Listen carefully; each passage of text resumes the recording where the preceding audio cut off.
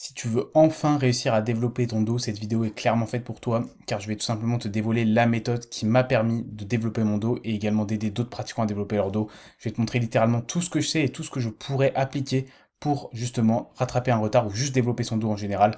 Donc dans cette vidéo, je vais te montrer exactement les erreurs que tu fais certainement aujourd'hui qui t'empêchent de prendre du dos et ce que tu pourras mettre en place concrètement avec différents exemples, avec de l'anatomie et également avec des exemples de séances.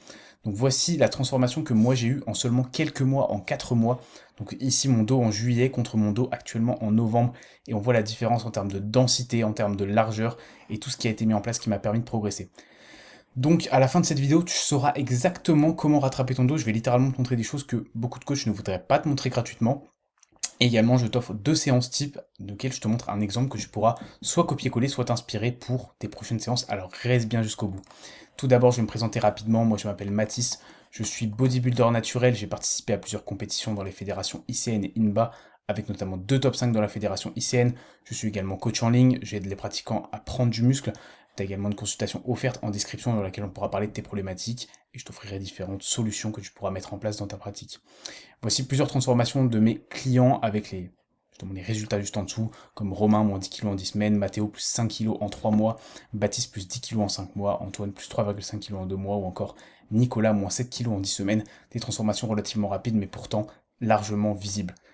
Donc voilà pour la présentation. Maintenant, on va passer aux erreurs que tu fais certainement actuellement, des erreurs qui sont en réalité assez simples, mais qui peuvent vraiment bloquer une progression.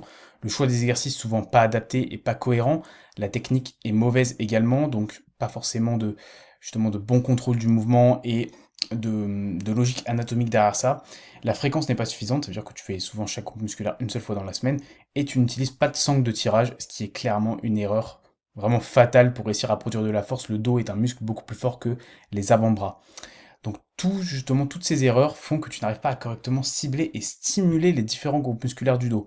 Donc ça, c'est les erreurs que tu fais. Maintenant, on va essayer de comprendre justement d'où vient tout ça, et en partant d'abord d'une petite anatomie rapide pour comprendre comment justement travailler le dos et pourquoi on va choisir tel ou tel exercice. Donc il faut savoir que le dos comporte plusieurs groupes musculaires. Donc on peut les diviser en 2 groupes, les trapèzes et les rhomboïdes qui correspondent à l'épaisseur du dos, donc le haut du dos, et les grands ronds et les grands dorsaux qui, eux, sont responsables de la largeur. Donc c'est plus le milieu bas du dos, qu'est-ce que vous allez avoir vraiment sur le côté.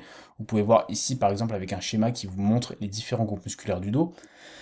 Donc comme vous pouvez voir, trapèze ici, rhomboïde ici, donc on a vraiment le haut du dos là, les grands ronds ici et les grands dorsaux ici. Donc vous voyez la largeur ici.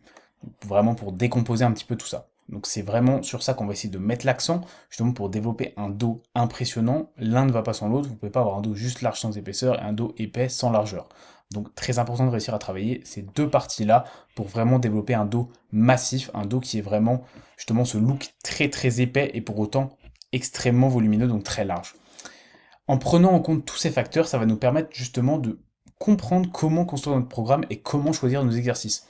Donc maintenant qu'on a compris ça, on va voir la fonction des différents muscles et pourquoi on choisit tel ou tel exercice. La principale donnée à avoir, c'est la position et l'angle de vos coudes en fin de mouvement. C'est ça qui va vraiment dicter si vous allez plutôt cibler les grands dorsaux ou votre haut du dos, vos trapèzes.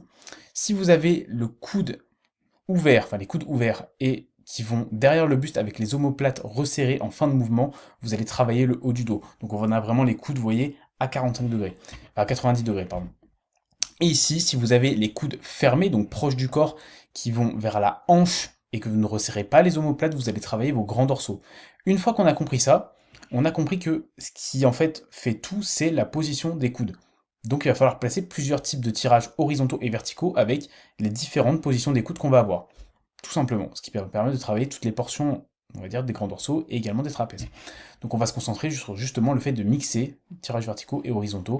On va donc pouvoir travailler chaque fonction et chaque portion des muscles qu'on veut cibler. Donc comment construire son programme correctement et efficacement? Déjà, premier conseil, priorisez votre dos si jamais vous avez un retard dessus ou que vous voulez vraiment le faire progresser, ça va être très important. Donc de le mettre par exemple après un jour de repos, vous pouvez mettre votre séance pull le lundi, après votre repos du dimanche, faire un repos le jeudi et remettre un deuxième pull le vendredi. Ce serait plutôt logique, vous n'êtes pas obligé de commencer la semaine par un push si vous avez par exemple un point fort pec et un point faible dos.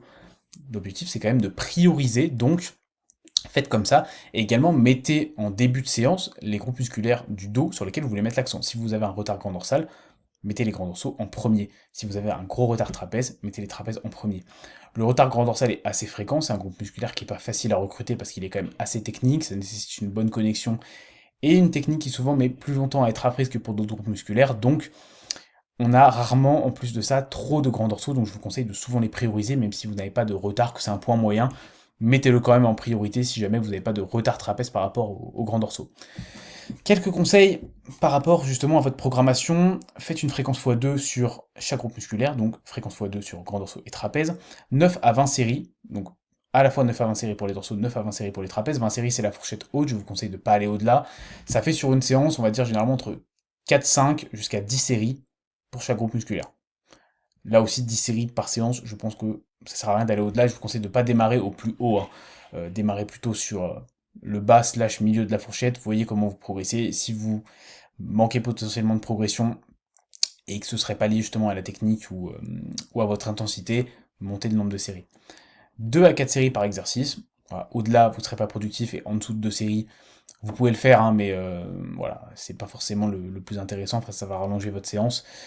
Également, varier les tirages horizontaux et verticaux pour cibler les différentes portions, ça je l'avais dit juste avant, mais petit rappel, ça fait jamais trop de mal.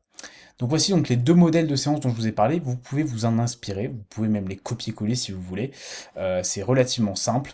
Donc vous allez avoir donc du tirage vertical neutre ici 2 séries, un tirage horizontal unineutre sûrement 2 séries, ici j'ai fait une petite erreur, c'est du tirage horizontal neutre, prenez bien ça en compte, pas deux fois du vertical, hein, juste horizontal neutre, donc avec une prise neutre 2 séries.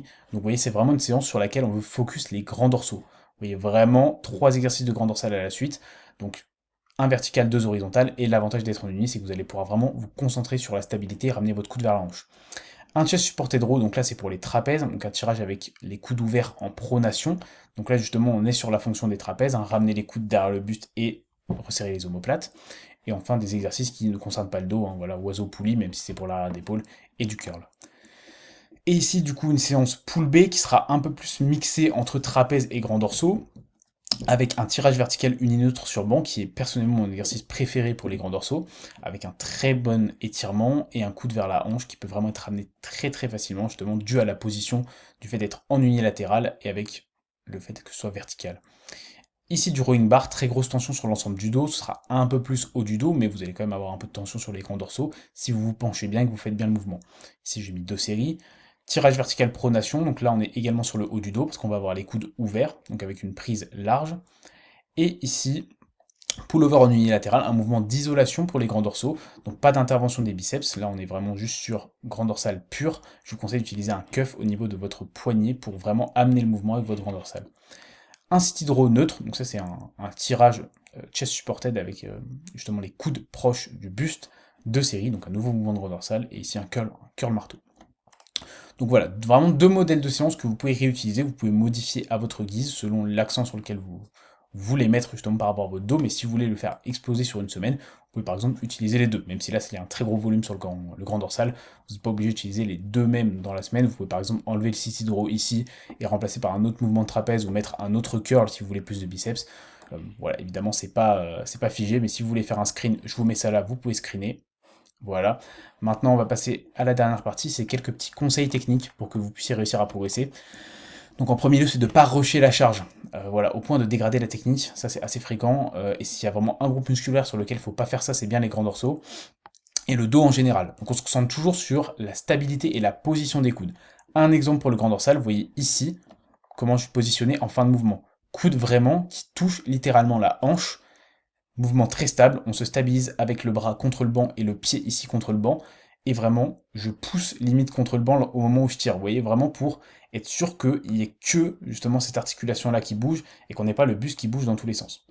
Donc voilà, très important. Maintenant, des petits conseils relativement simples, mais très utiles, utiliser des sangles, voilà, ça je vais le répéter plein de fois, mais c'est important.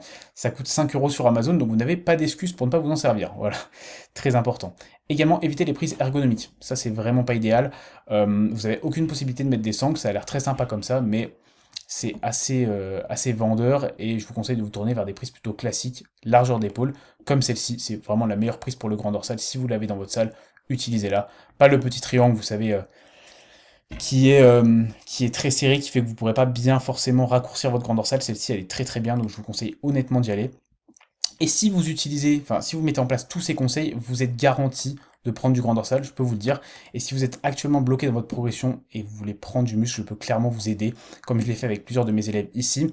Vous avez une consultation offerte directement en description pour qu'on discute de vos problématiques et que je puisse vous présenter justement ce que je peux mettre en place en coaching avec mes élèves pour les faire progresser et ce qui pourrait clairement également vous faire progresser. Donc n'hésitez pas à directement réserver en description. Je vous proposerai également une roadmap adaptée à votre objectif qui sera complètement offerte. Vous pouvez également me suivre directement sur Instagram, sur lequel je poste du contenu régulier, et vous pouvez également venir discuter avec moi si vous souhaitez discuter avant de prendre une consultation et qu'on parle de vos problématiques, je serai disponible, il n'y a aucun souci là-dessus. Sur ce, merci à tous pour avoir regardé cette vidéo et on se dit à très vite.